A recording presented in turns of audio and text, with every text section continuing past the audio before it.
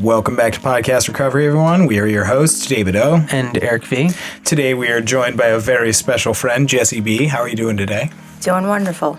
Good. Cool. Are you really doing wonderful? I mean, mostly. She's nervous. I'm nervous. Where are you from, Jessie? Pasadena, Maryland. Pasadena, Maryland.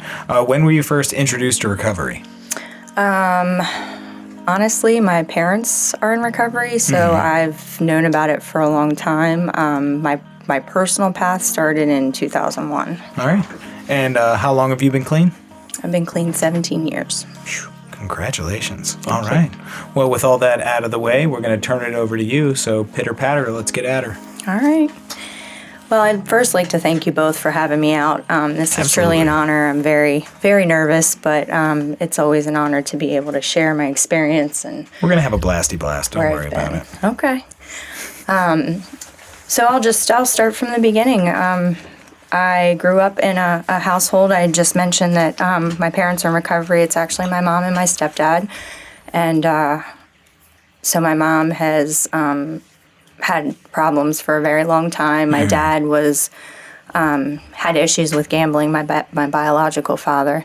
And they both were attending my mom and my stepdad AA. And growing up, before my stepdad came into the picture, my parents it was just very dysfunctional. My mom was using, my mom would always argue. It just wasn't a happy, loving environment. And so as time went on, it turned into a situation where I can't tell you what was going through my mind, but at 9 years old, it just seemed very attractive to jump into my stepmother's cabinet of prescription medication. Oh, wow. I thought totally was seeing liquor cabinet. No. Wow. Yeah, okay. So at 9 years old, I started taking her medication, and I quickly found that, I didn't know it at the time, but I was just looking to not deal, not cope. Yeah. There was a lot of chaos. There was a lot of dysfunction. I was made to grow up very fast. I always kind of touch on when I was 1, my parents they grew their own pot. So my first Christmas tree was actually a pot plant that Shut up. Yeah. So it actually ended up the trailer we were living in burned down because they left it on. So they woke up to a trailer full of smoke and lost one of their very prized possessions. So probably that smelled was okay, though. Oh, I'm sure it did. I don't remember, though. Close all the doors. Seal the windows. We gotta save all this smoke. Right.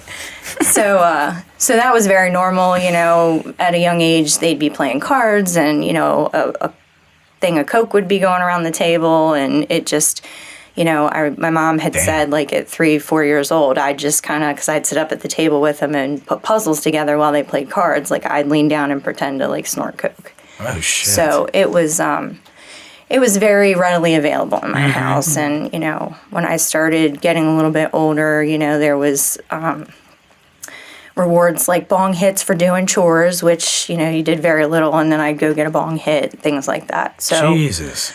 It was just a lot of dysfunction, as I said. Yeah.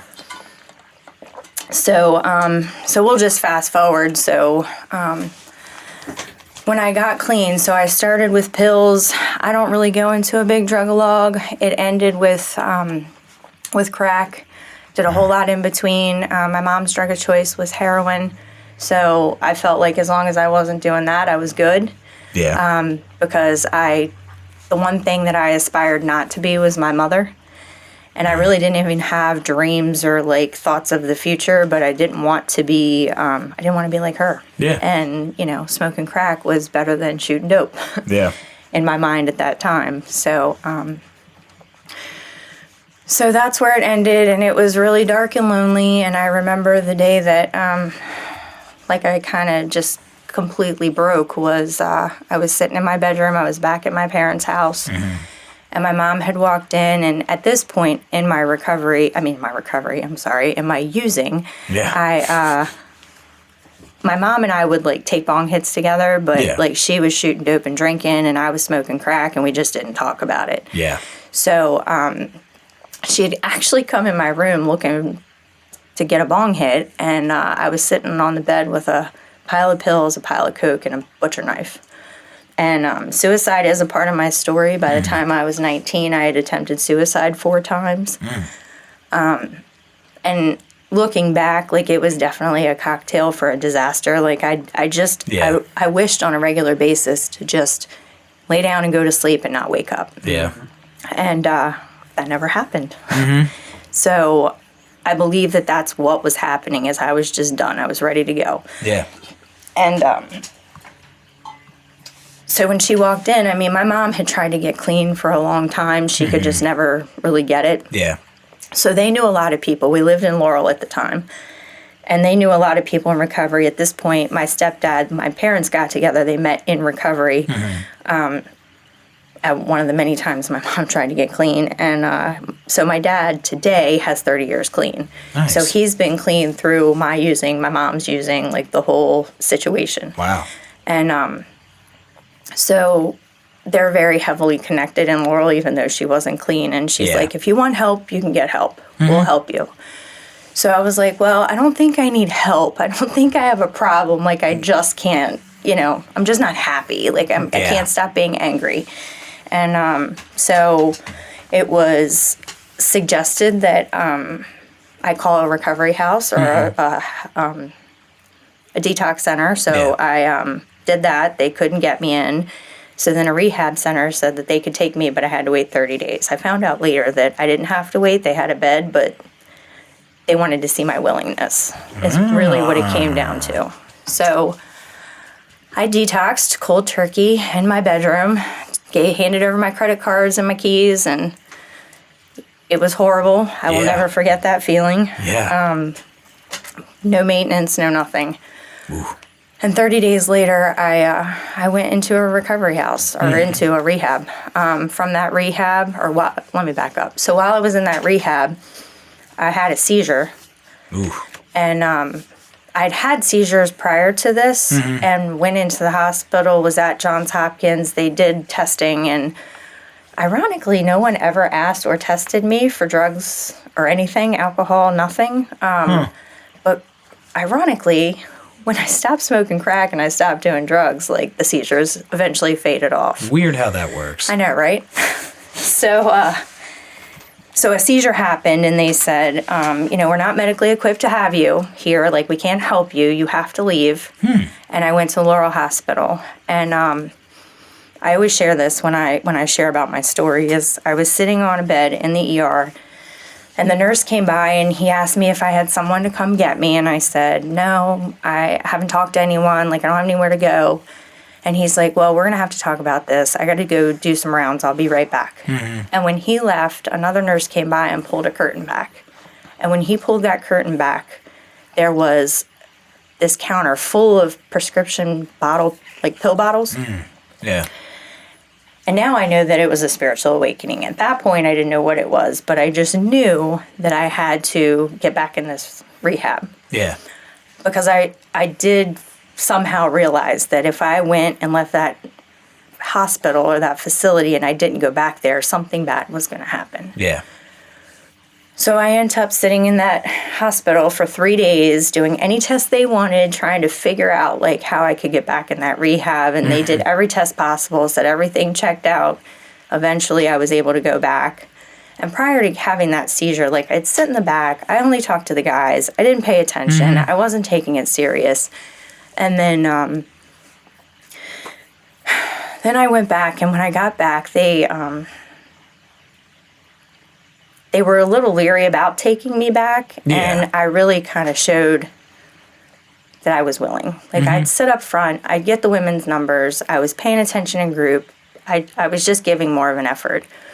And in the beginning, I hated it, and then when it was time to, like, leave, I was like, I don't want to go, I don't know what I'm doing. And they tell you when to get up, they tell you when to eat, they tell you what to do. Oh, yeah. So it became very comfortable. Oh, yeah. So from there, I left, and I went to an Oxford house in Beltsville, and I was there. That didn't last long. I was there a hot month, and unfortunately for me and my process, that group living situation didn't work out too well. Yeah. Not everybody was about recovery, and it wasn't a healthy environment. So I ended up with people that were in recovery with some time, living in their their attic they had set up as an apartment. And that's kind of where it kicked off. I mean, I got a sponsor. I dibbled and dabbled in the steps. I didn't actually work the steps like some people dive right in. I didn't do that. But, you know, along the way, there was enough pain and there was enough things happening that I picked it up a little more and a little more as time went along. Yeah. At 2 years, and I'll just start by saying this before I go into this next part, is there was a big part of me that always felt inadequate. I always felt less than, you know, the traditional things that we hear everybody say. Yeah. And so when I put the drugs down, it was very easily transitioned to men. And I just would chase whatever man was paying attention because I wanted to feel better. I wanted somebody to love me how I felt like I never had been loved before. So I, you know, was at a New Year's Eve party and I run into this unfamiliar face and I'm like, ooh, hi, who are you? And, you know, lo and behold, he had 30 days. I had 2 years. The quick and dirty on that is he was using the whole time. I was in denial. I had moved him in because he gave me a sob story. So I moved him into my apartment thinking we're going to live this happy life. Yeah. So crazy. And so, you know, as this is all transpiring, I found out I was pregnant. And he left and continued, as far as I know, to this day, he's still smoking crack. He's never met our daughter. And, you know, I've been doing that ever since, you know, raising this little girl. She's now 15, and life's become interesting. Yeah.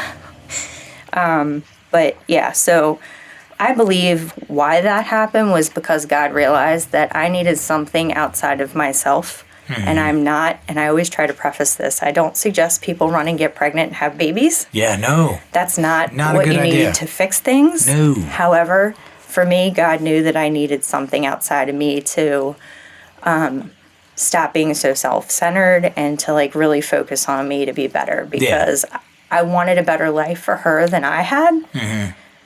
And I wasn't enough. I wasn't enough to get better for myself. Yeah. So as we continue down that path, you know, I have her and, you know, I'm in recovery and I'm, you know, kind of in, kind of out, going to meetings. I have a sponsor. I have a home group. Like I said, working steps very slowly. Yeah. And I end up back with my, I don't want to say, how do I say this? I dated this guy on and off for a little while. And as we were dating, discovered his parents were also in recovery. A big chunk of his family was in recovery. He was not. He and I went on a 13-year run, if you will, or relationship of on and off, on and off. Yep. And when Kylie was 6 months old, we got back together, like, officially.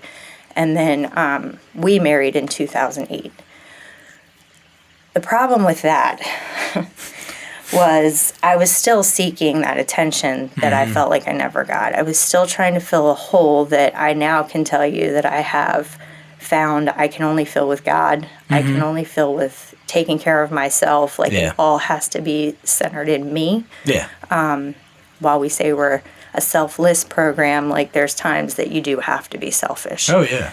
And so I, you know, and with this guy, we get married in 2008. We have the house, the kid, you know, the dogs. We had it all. We had motorcycles. He owned his own business. Like, from the outside, we really had it going on. And we were like 25 years old. You know, we weren't that old, 25, 26, 27. And, you know, we really looked like we were doing some things. But in our home, like, most of the time it wasn't happy. Most of the time it was very uncomfortable. He wanted a bar hopping buddy. Did that for a while, where I'd go to the bar and drink water, and we'd go to the strip club and drink water. But it was all in an attempt to... Eric loves strip clubs. I hate strip clubs. They're the grossest places in the world. They are pretty nasty. So gross. The things we do to make people accept us is pretty sad. So unhygienic. That too. To each their own. So, So anyway, we're going down this path of just, not really living a recovery-based lifestyle. And really just the whole time wanting that love, wanting to feel secure in my own skin, but looking outwardly to make that happen. Yeah. And while clean, that's the sad part, is I was clean this whole time. And, he would have beer. There was nothing, it was nothing to open my fridge and there'd be Miller Lite in the fridge. I know the one thing that I stood firm on is he would smoke pot once in a while. And I was like, well, if you're going to do that, you have to keep it in the shed across the yard. Like, I couldn't walk across the yard and go get it. That was okay to me, which is totally not okay with me today. Yeah. But again, just trying to make sure I keep the peace and keep him happy. Because if he's happy, then I'm happy. So we fast forward in 2010, I kind of got to a breaking point where, like I said, I continued to work the steps very slowly. And I very vividly remember I was on my 6th step, which everybody talks about the 4th, but the 6th really killed me. But it killed me in a bad way. Like, it really opened up a door that made me question, what are you doing? Like, where in all of this in your lifestyle is this okay? Because you're learning about these things about yourself, and you hold these morals and principles, and you believe this way, but yet you're operating this way. Yeah. So in 2010, it came to a breaking point where I had woke up one day and said, I'm not in love with you anymore. I don't know what to do. And it just spiraled out of control for the next month. Did you actually say that to him? I did. Whoa. It didn't go over real well. Really? Yeah. No shit. Yeah, it wasn't pretty at all. I didn't eat for the next month. I was like in a dark place. I felt like dying was a better option. But all the while, again, God knew what he was doing, because my daughter was my motivation. I had seen how my mom had operated and my dad had operated, the unhealthy situation, and where she was putting into my life to make me better. Well, now we were at another crossroads where it was like, okay, do you want her to grow up to be in a relationship like this? Do you want her to think this is healthy and this is normal? So again, my motivation. So I ended up, we spent the next month trying to figure it out. I don't know if I said the date. It was December 1st, so the holidays were coming. So we just kind of sat through Christmas. Yeah. And on the 29th, like, we kind of both hit our breaking point, and it was no longer going to work. Just trying to figure out when to make this happen. Yeah. And so we sat down, we talked through it. He left that night, and we haven't been together since. I've been divorced, or separated and divorced, for 8 years now. And in that time that we were together, I didn't really go to meetings. I occasionally made a guest appearance at my home group. Yeah. And he had a huge issue with meetings, even though his family was there, because he always felt like addiction was mind over matter. He really never bought into the fact that it's a problem. Yeah. So that was also a big sense of tension in our house. Yeah. And it was never worth arguing about to go get to a meeting. So I just ended up not going to meetings. For probably a good 5 or 6 years. I'd just pop in once in a blue moon. Yeah. And so when this divorce or the separation happened, I dove in full force. Like, it was like being a newcomer with almost 10 years clean. He and I decided we would do 50-50 with our custody situation. So it gave me half the week to really go do whatever I wanted, which was unusual because I had been a mom up until this point, and she was 7. So I was like, well, this is awkward. I have all this free time. So I was hitting meetings left and right, which ironically is, David, how I met you. Yeah. Because I was going everywhere. I mean, I lived out in that area in Severna Park at the time. But I'd go to Baltimore, I'd go to Catonsville, I'd go to Frederick, I'd go all over the place because I could, and it felt good. Yeah. It felt good to be in meetings. It felt good to be a part of again. And I felt home. So that's, for me, where I feel like I really dove into recovery, and I started working steps. I didn't wait until the pain was so great that, oh, my ass is on fire, I got to do something to feel better.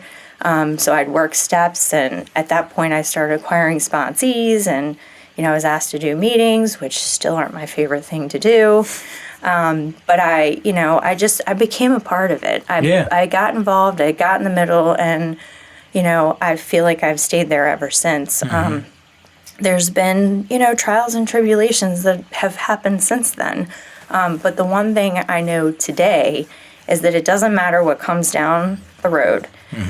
If I don't use and I just get uncomfortable, there's so many scenarios. I mean, I had the same sponsor for 16 years, and at 16 years clean, I had to make the choice to move on. And with that relationship also was a best friend in that. Like, we had become very, very close. And that actually kind of just fizzled out. And to this day, I still don't know what happened in that relationship, but I have to believe that everything happens for a reason. And as much as it hurts sometimes, like, I can't let it rock me to my core. I can't let it paralyze me. Like, I have to just keep moving forward. So I have a new sponsor, and she is amazing. I have a home group. I've had the same home group. That's been my one consistent my whole 17 years. So I've done that. It was probably 2.5, maybe close to 3 years ago. There was a guy in my area that I started noticing, I guess you'll say. And, a very attractive guy, and he had a little boy, and I was just always impressed at how he dealt with his son, and, he's a really good dad, and I always tease him because when we first started talking, I was like, you really kind of present yourself like you're dumb as rocks. And when we had, like, our first real conversation, I'm like, you're super intelligent. Like, why do you present yourself that way? But anyway, we've been together for 2.5 years with me and this guy. And, we now live together, and, he has full custody of his son. He's 4. And, so I instantly became the mom of a toddler. And, life continues to change. It's always changing. I started with no network. I now have a network. I used to think because I didn't have a ton of friends that I wasn't important. I have also learned that, for some people, it's okay to just have a couple of really close friends. That the amount of people in your life does not dictate your importance. And so I don't know. Things continue to happen, continue to show up. I think the most relevant thing today in my life is getting focused back on self, because with those 2 guys coming to join our family, things got really busy, and it got really hectic. And I am a control freak, and I am a caretaker, and I want to do it all, and I want to make everybody okay. And the reality is I lose myself in that. And when that happened, I started to get into a very dark place because, like I said, that relationship with that first sponsor had stopped, and I just started feeling really crappy about myself. And I believe God has a way of showing me things even when I feel like I'm not paying attention. Like, eventually it'll click, and I'm like, oh, okay, I see you. And what that was the common thread in my life is that nobody ever stays. Nobody's ever consistent or reliable. Everybody disappears. Like, I'm not good enough to be kept.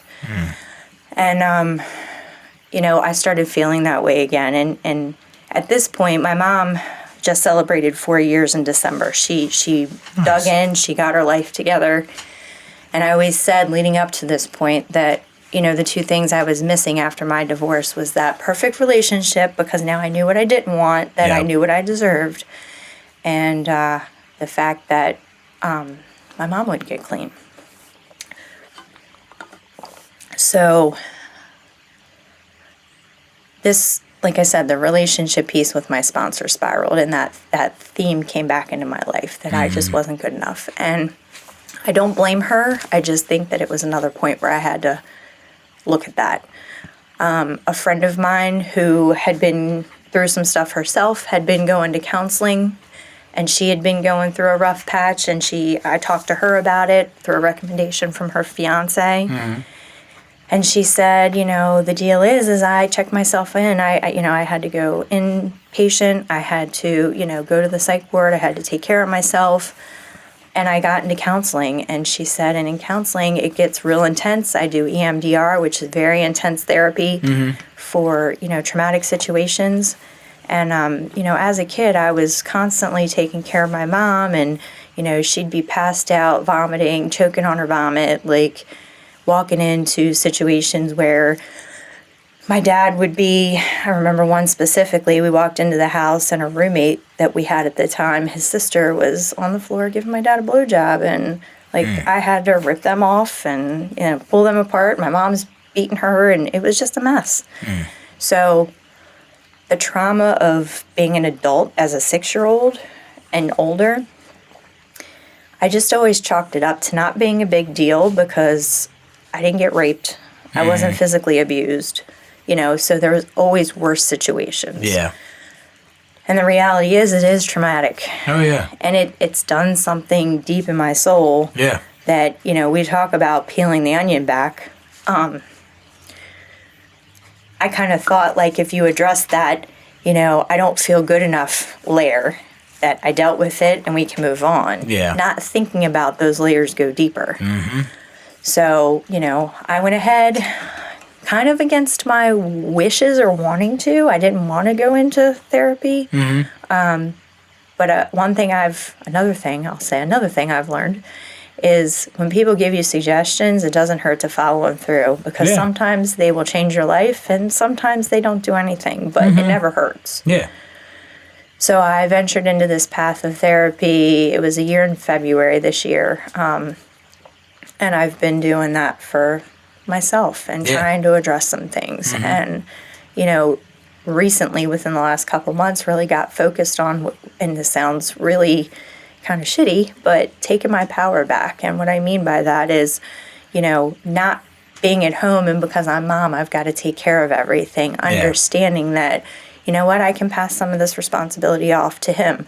Or she's 15, I don't need to coddle her like she's a baby child. She's a big child.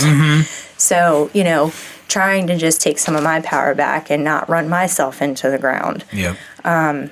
And, that's all things I've learned from recovery. Sticking around here, following suggestions, doing the uncomfortable things have gotten me better. Wasn't crazy about coming to do the podcast, even though I'm a podcast junkie, but those I don't know what kind of growth will come from this, and I don't know who I could help, Exactly. And I don't want to hold on to things that could help somebody, because I know there's a lot of information I've received that have helped me. So, that's kind of where I'm at and kind of where we went. There's a whole lot of details in between, but I don't think we've got time for the whole life story, so. That's great. Do you want to start or do you want me to start? Did you start last time? I mean, we don't record these in any order, so I guess it doesn't really matter, does it? Fine, then fuck you. I'm going to start. Oh, rude. Rude. All right. All right, you talked about really a traumatic upbringing and coke being on the table, weed plant, Christmas trees, all sorts of shit. Is that sort of how your addiction took off because you just didn't know any different and it just was sort of acceptable? And how was it sort of learning that it's not acceptable?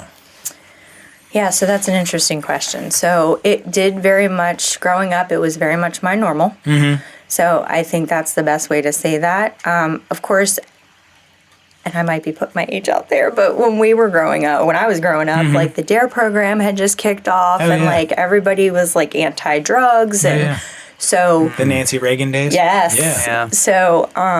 So I definitely was getting wind that stuff wasn't okay, but at home that was very normal, and that's what we did. And so it never was viewed I can tell you, my daughter has she has no tolerance for it. Yeah. Because she didn't grow up in it. So it's very different. So I'm a strong believer that it is hereditary. Yeah. So I don't know that it very much contributed. I don't know if that's answering your question, but contributing to kicking off my addiction. I think sometimes people are in situations that just make it convenient to happen. Yeah. Where others might have to kind of, they come into it like it's not something they're really they're not growing up in it. Yeah. But I don't think it helped. Like Yeah. I don't know that if my lifestyle was different and I was in a different situation that I wouldn't still be sitting here. Mm-hmm. Because that who knows? Who knows how that all works. But it definitely didn't help. And I think what I saw was I would see my stepmom take all this medication and she would go to sleep. So for me, it was more of the monkey see, monkey do kind I don't want to deal, yeah. so I'm going to go do what she does because then I don't have to deal with it. And, it's very sad because at 9 years old, you shouldn't feel like that. I remember I celebrated 11 years, which was how long I used. On my 11th anniversary, my daughter was 9. So it just had this very symbolic, like, holy shit. Like, life is very different. There's something to be said about being a parent. Like, as a mom of a daughter, she's 9, and I'm looking at her, and, like, it's kind of choking me up now, but just looking at her, like, wondering, like, how did nobody know? You know what I mean? Because I would know, but they did the best they could. They didn't understand. Yeah. And they were doing what they did. They didn't have the coping skills that I've learned here in the program. Yeah. So, before I go in, I'm crying, tangent. I'm good, thank you. You don't need to. I don't need a tissue. It's just unfortunate. It's unfortunate because a lot of kids out there are growing up like that. Yeah. And again, I don't know that they wouldn't end up in the same spot that we are in, or that I'm in. I'll keep it to myself. Yeah. But I definitely believe it made it easy. It made it convenient. It was kind of how we did things. So. Yeah. All right. Cool. What you got, Eric? You kind of answered my first 2 questions during your share. Yes. So. What? Nothing. What? I didn't say anything. What? I didn't say anything. Would you consider yourself codependent, first off? Yes. Okay. So, follow up to that. Trying to fix that, by the way. Well, that's what I'm about to ask you. Okay. Is, how are you working on your codependency? So kind of like I mentioned, like taking my power back and just realizing that, like, if I look to me and my God, that's where I'm going to find my peace and my happiness. Like, if I'm looking to you to make me feel better, that fails every time. I've seen that happen time and time again. So the reality that, like, I'm going to be like, oh, well, if he just loves me enough, or if my daughter just idolizes me enough and thinks I'm the best mom, like, that's never going to fix anything because we're all human. We all fall short.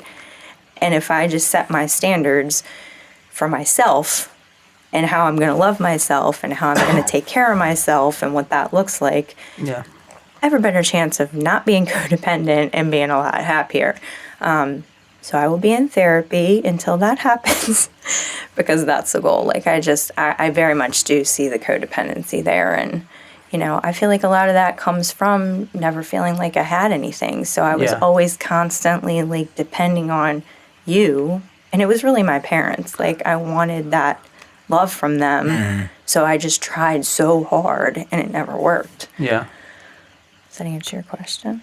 So are you a fixer? Or are you... Absolutely. Yeah? Okay. I want to say I'm not, but I do. It sounded like you were a fixer in that one, in your marriage. Yeah. And I would say it still happens today. I really try to be mindful of it. But that's part of the therapy piece right now for me. And, I don't believe for anyone listening, like, if you're in recovery, you have to be in therapy. But for me, this stuff is a part of my DNA, as I've been saying lately. Like, it's so ingrained in me to be codependent. It's so ingrained in me to fix things because I had to be the adult in the house. That I'm trying to undo that. And it's hard. It's so difficult. So I guess just to stick with the codependency for a second. Dude, I knew you had like 7 follow-ups to this. For codependency? Oh, yeah. Yeah. always do. Codependency is a great question. So I guess, I guess the way I think of codependency, like, I mean, it's its own thing, right? But you can also look at it a lot like the first step and the powerlessness and the unmanageability that, following or trying to fix this individual or all these people, and kind of like creating a boundary. Like, so what are the healthy boundaries that you're putting in place to prevent you from kind of, going a little bit too far? God damn, that's a good question. That is a good question. So the one that comes to mind, so the boyfriend I mentioned that we've been together for the past 2.5 years, he has 5 years clean, and as I mentioned, I have 17. So the really sticky, tangled web that I fall into is that I've been down this road, been there, done that, and I understand the answer. So codependency gets very shaded by the fact that I'm trying to help you. I love that. So it's like I very much need to be mindful of, I can throw an idea out there, but I gotta let it lie. Sometimes that works, and sometimes I drill it into the ground. And that drilling it into the ground is a dangerous place for me. I have to learn, and back to the boundaries, that's where I have to learn, like, there's nothing wrong with saying, when's the last time you talked to your sponsor? But it stops there. Like, I can't, well, go call him. You need to call him. Well, did you call him today? I need to let it go. So I think when it comes to boundaries, it's a very sticky situation because I find myself disguising it with love, concern, caring, all of the good things, when in reality it can get messy. And so that's, I think, the best example I can give you. Okay. I don't even want to go into my daughter because I'm struggling with the whole mom-daughter piece and haven't quite figured those boundaries out. Because at 15, Ooh, that goes into my question. Yeah, at 15, I've got to back off a little, but I'm so scared because I want to make sure you're doing the right thing. But that's back to trying to control the situation and being codependent, trying to fix it. And so we'll stick with that first example because I'm lost on her. All right. That's hard, right? So, it's terrible. Okay. So you talked about having a tumultuous relationship with your own mom. And as we grow up, like, I think it's important to have those role models, like male or female role models that we can emulate, really learn from and grow from and become the adults we're meant to be. So how important, like, how much of a role did that take in, like, your addiction and recovery, and how important is it for you to now be that female role model that you didn't really have? Great question. So it actually has been, so my mom and her lack of direction or her lack of presence, and I won't say that, I mean, not literally, because physically she was there, but just her ability to be a mom, was my driving force for a lot of things, because whatever she did, I was doing the opposite, and I was doing it right, and I was, back to the whole thing of, I'm going to smoke crack because you shot dope and I'm better than you. So it's been difficult because I kind of rode on the side of, if she did it this way, I'm going to do it that way. And I played the victim. When I look at myself, I played the victim for a long time. It took me a long time to recognize, one, that she did the best she can. Something I'm working on in therapy right now is acknowledging that while she did the best she could, she still hurt me. You know what I mean? As did my father. So that's a hard, being in recovery and then going to this place where I've got to, dig deep and deal with things. It's kind of conflicting because we were taught that you do the best you can, but I have to acknowledge that you really didn't do the best you could. So as far as, that role model, I really look to the women in recovery for what to do. I mean, for everything, like how to pay bills, how to, everything.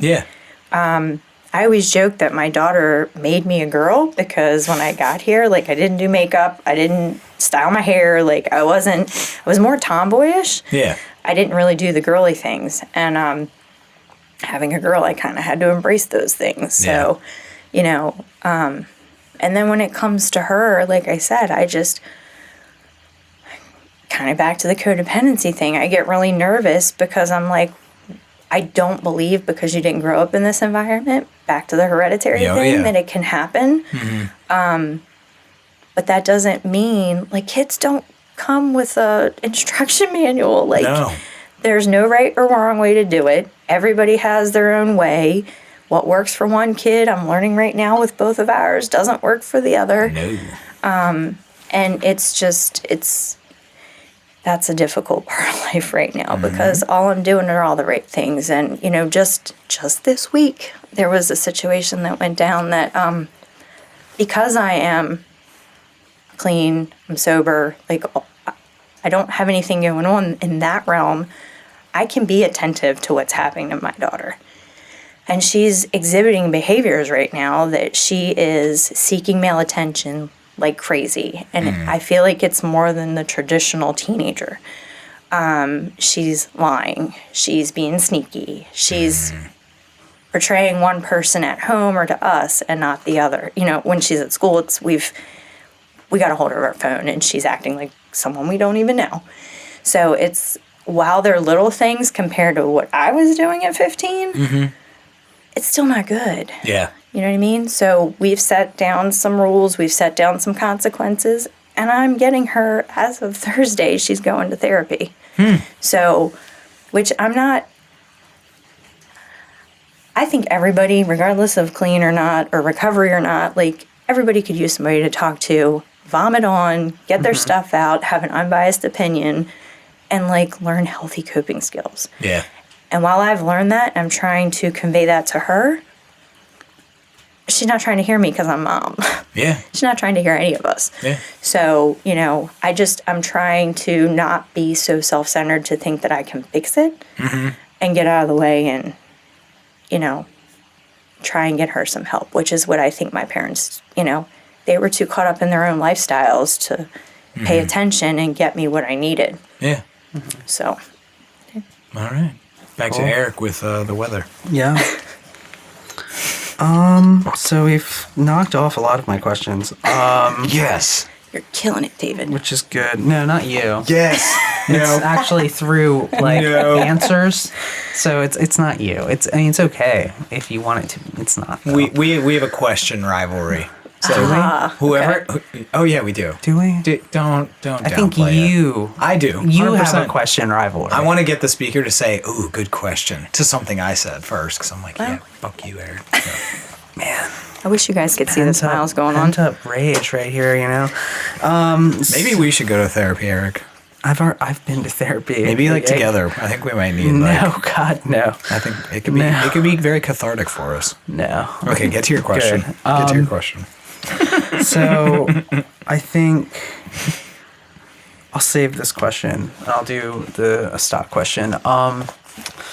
What does recovery mean to you? Oh my goodness. What does recovery mean to me? I can't say that I've honestly thought about this. Yeah.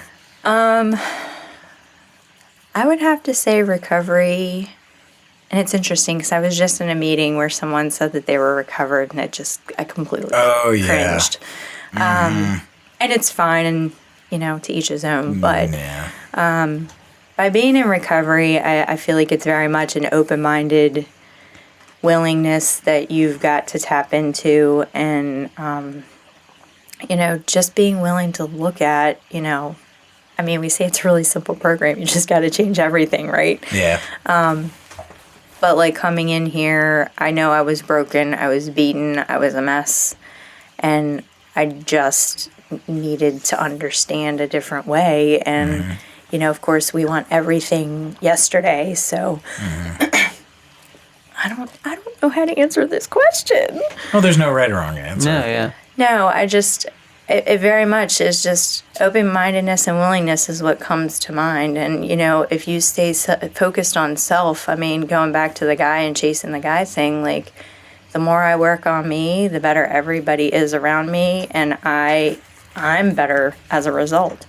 So I think just staying focused on self is the best path to take. I don't know. I don't really know how to answer that. I'm dying over here. Oh, that's a great answer. No, that's good. That's That's good. a great answer. What else you got? You got any? I have one more. So do you want one more? You want to do two more? Two I got- more. I got like just two more. Two more. That's bullshit. Keeping you in line. I want 3 more. questions. 2 more, David. We don't get what we want all the time. I'm going to ask you 3 questions. He's not going to cut me off. Okay. Okay. How has your addiction manifested in recovery? Oh, God. Besides for men. Didn't I just talk about that? All of it? Men you talked about.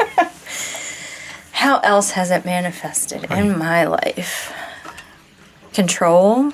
Like, I very much think I'm in control of a lot of things, that it's completely an illusion. Like, I'm not in control of anything. Yeah. I would have to say control is the biggest thing. I mean, I'm not a big shopper, the whole shopping, sex, whatever. Like, it's the control piece. Like, I think that I am somebody, and not that I'm not, but like that I really have control over everything. And if you just do it my way, it will be good. And it's not. A lot of times it's not. Like, it might be a mix of what I'm thinking, but like trying to operate on my own accord is just, that's becoming a big theme in my life right now, is just trying to like lay back and not feel like it's got to be my way or the highway. Yeah. All right. It's good. Okay. Oh, look at you over here. Look at you. What? Go ahead. I'm taking my questions. Go ahead. Do you even know the question? I do. I'm trying to decide which order I want to do them in. Okay. You have to choose one. What is your favorite step? Oh my God, all the stock questions are. Look at it. You know what? I'm going to have to go with 6. Solid.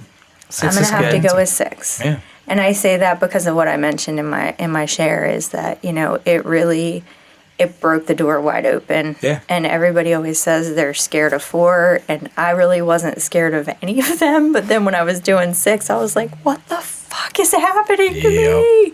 Oh, yeah.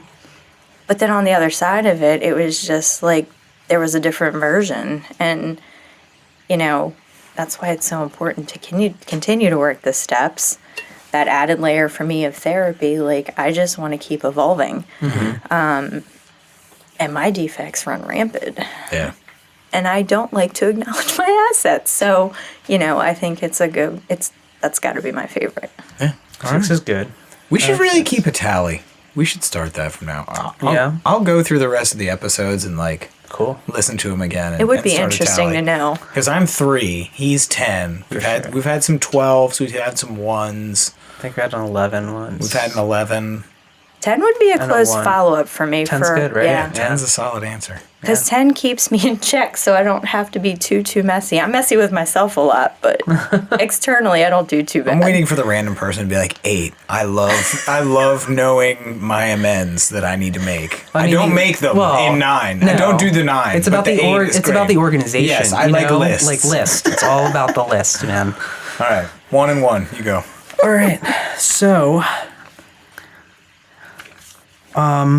what does a healthy relationship look like for you today? Oh, Lord. Whoa. Didn't you just hear how dysfunctional my I relationship know, is? and that's why I'm asking what a healthy one looks like for you today. Oh, gosh. So in my distorted brain, I'm like answering this in my brain too. I'm like, oh shit. I feel like it's very much 2 people bringing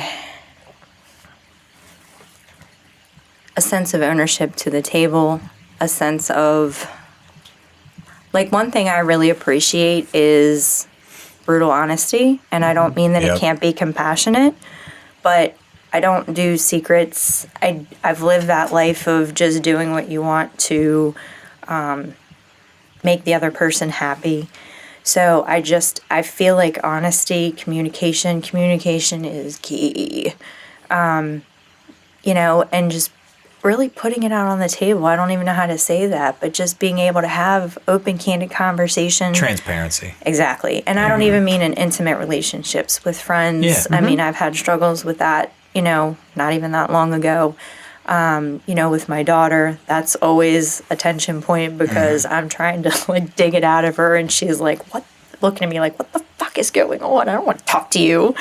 But I know the healing power in being able to effectively communicate, and you've got to have 2 people on the same page to make that happen. So I think that kind of covers it. Yeah, no, that's good. Okay. What do you think is a healthy relationship, Eric? Why are you putting me on the spot right now? I don't know. What do you can't even answer your own question, you dick. Hold on. See, it's not that easy, is it? Exactly. Yeah. How do you like being on the spot? I think a healthy relationship is one of compassion towards the Yes. other person. Yes. And having a mutual understanding and respect towards each other. You don't have to necessarily, I don't know, it's something I was talking about with like just relationships in general, not even friendships, but like even acquaintances, like Or coworkers, or yeah. coworkers. You don't really need to be you don't really even need to like people all the time. Yes. There's a lot of people I don't like, but understanding who they are and how they work and like respecting that, and not trying to change them. Yeah.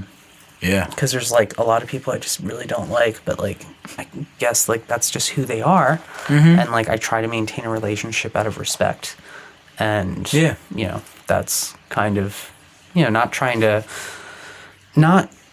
agitate someone or poke at them Purposefully. You know, purposefully. That's kind of like Sometimes that's fun, though. sometimes, but I don't do it like I What did I used to. drop? It's a great question. I dropped something. It was a great question, and I want to add Eric's answer to the back of mine because that was amazing. You can do that. That counts. Now I want to know what David thinks. Okay. Healthy relationship for me. I really like think of it very much in. I love making analogies. So like being teammates. Like you got to be teammates. Like you're and it's a lot about like letting go of control, like and you talked about that, like just basically just doing my job, like trying to focus on myself and because like on a team I can't throw the ball and catch the ball at the same time. Right. I have to do one or the other, and I have to trust that person is going to do their job. So it's really a lot of things working in harmony, and like just like a team, there's going to be wins and losses, there's going to be ups and downs, like he's going to throw a shitty ball, I'm going to drop it, like things are going to happen naturally in a relationship, co-workers, friendships, romantic relationships, where things are not going to go towards expectations, either that person or me personally. I fall short, and when like those difficult moments happen, like both of you said, you got to have compassion. You understand, like, you make faults, I made faults, like both of us. But ultimately, it's like we got to come together, talk about this, like you said, and now we got to put in the work to make this work for the next storm. Agreed. Yeah. I like it. So that's where I got. It's interesting you said team too, because I feel like at work and at home, that's our common theme. Like my house is a baseball, softball house. Like, Yeah. And right now it's horrid because that's all we do every day, all the time. So that's like our kind of bring it back to the table is we're a team. This is how we do, just like on the field. Yep. And at work, it's the same thing. Like we're a team. Like we need to pull this together. So it's just interesting that you said that because that's kind of a go-to like phrase at our house and at work is That's sort of we're a team. how I We gotta keep get it together. simple in my mind. Yeah. Because like there can be toxic teams, but there can be very successful teams. And in order to be a successful team, all the working parts have to mesh. And ironically, like that phrase works for us at home and at work. Like when somebody says that, whatever like disgruntled or angry or like it kind of fizzles out because that's been said and it's like, oh yeah, you're right. That's what we do. Yep. So All right. I like it. All right. I got one final question. Because you said you sort of like you grew up not trusting people, always thinking people were gonna leave, blah blah blah, this and that. What are the challenge? So it's a two-part question. What are the challenges and of building relationships in recovery, and how important has it been? Like, Another good question. So I will say the biggest challenge in building relationships is self. ooh, Because I want to get my own way and kind of make a prediction as to where this is going or what your intent, kind of back to that communication thing. Because if people aren't responding, acting, being present in a certain way, my little baby feelings come out, and I start thinking that's where all that kicks up, that not being able to trust and all of that. Yeah. So the challenge is like getting out of my own way, being able to be vulnerable, being able to understand that, like, Eric had mentioned, like, we've got to, be compassionate, be empathetic, ask the hard questions. If somebody's hurt my feelings or I feel like something's happening, like, in a compassionate and loving way, be like, you know what, I don't want to make this a thing, but, like, you really hurt my feelings the other day, and, like, what's going on? That's not really like you. Yeah. And I swear sometimes the things that come out of my mouth, like, sound so cheesy, but, like, that's how I've learned how to be around here, is to be able to ask a hard question without being a jerk.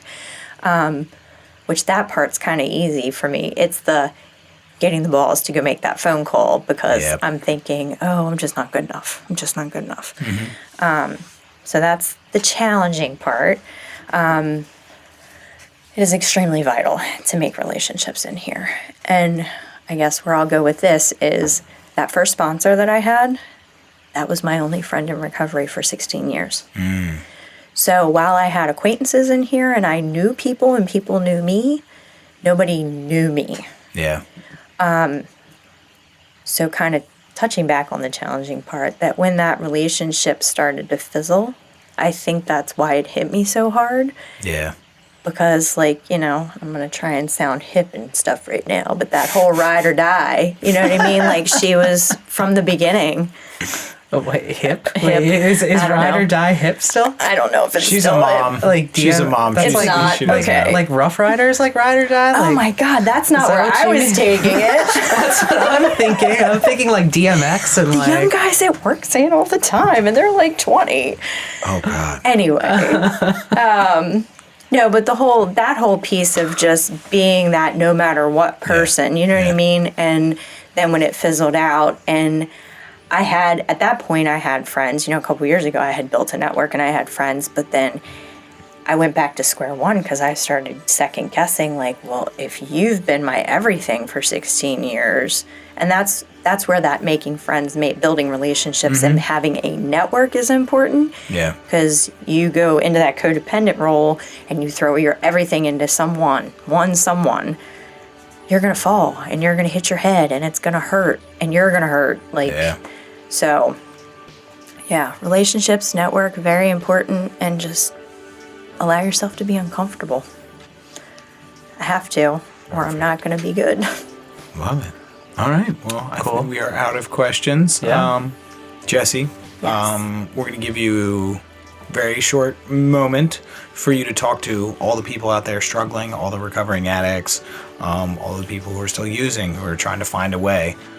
What do you have to say for them? What I would have to say is just, it sounds a little cliche, but give yourself a break, because the reality is, like, none of us got here gracefully. None of us have done this gracefully. I think the biggest thing I can say is just don't use. Yeah. I mean, I've shared and hit on a couple of really difficult points in my life, and that was just a sprinkle. So while I haven't done this perfectly, and I haven't even completely been engaged in recovery, just don't use. Because if you use, you might not be with us tomorrow. Yeah. So if you just don't use, like, it might look messy, it might be sloppy, you might be in a whole lot of pain, but I promise you it'll pass. Yep. And in order for us to get better, we need you here. So. All right. Perfect. Just keep coming. Yeah. That's perfect. Yeah. All right. Well, we would like to thank our guest Jesse for joining us today. Give us a golf clap, Eric. That's the best golf clap ever. Nice. Like that one? Our golf clap is our clap track is terrible. It's wonderful. All right. Well, let me sign out here real quick. Here at Podcast Recovery, we are aiming to expand the scope of support for recovering addicts. Accessibility and convenience of helpful services is paramount to combating addiction. We work to bring the message of hope, the message of recovery to every addict, wherever and whenever it is needed. We believe that a powerful voice of recovery should be obtainable, practical, and at the touch of a button. Every addict deserves to hear a message of hope, and Podcast Recovery is here to provide it. Well, again, thank you, Jesse. Everybody, and hope you enjoyed listening. Follow us on Twitter, follow us on Facebook, like, subscribe, share, invite your friends, all the social media stuff. because you're our heartbeat. You guys get the word out for us. So everybody out there, thanks for listening. Stay safe, stay clean.